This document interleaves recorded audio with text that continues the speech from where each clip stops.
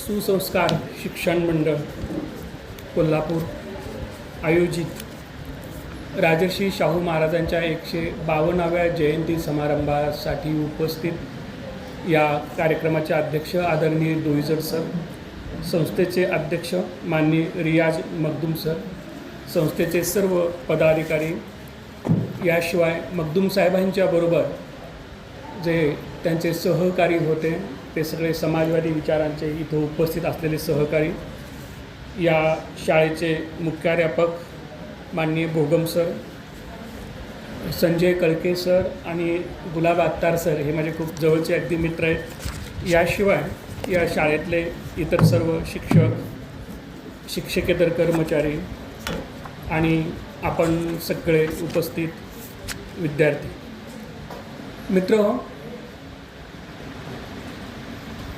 तुमच्या शाळेचं नाव खूप छान आहे. माझी शाळा असं कोणाच्याच शाळेचं नाव नाही.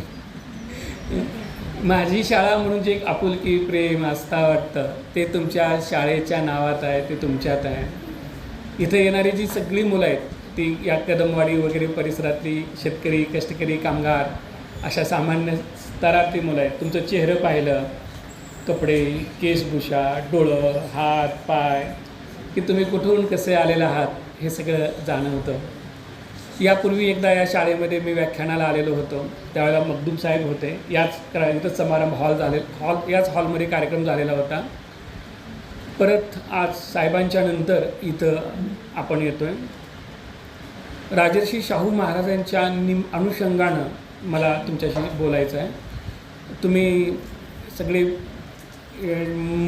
मुली ज्या वयोगटातले आहात त्यात तुम्हाला कंटाळा येऊ नये, थोडंसं ऐकावं वाटलं पाहिजे, ऐकून काहीतरी घ्यावं वाटलं पाहिजे, असं बोलायचं एक मोठं आव्हान माझ्यापुढं आहे. आम्ही कॉलेजच्या मुलांना शिकवतो. तिथं मोठी मोठी मुलं असतात, गप्प बसतात.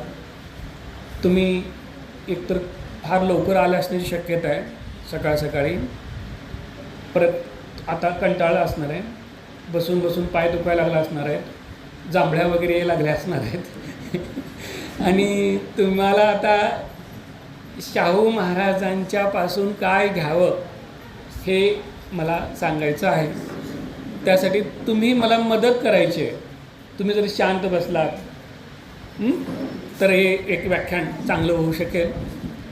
तुम्हाला कंटाळा आला, कुणाला काय ऐकू नाही वाटलं, फार फार बोर झालं, आता ह्याने बंद करावं वाटलं, एक बोट वर करायचं, अजिबात घाबरायचं नाही. तुमचं बोट बघितलं की मी लगेच माझं भाषण थांबवतो.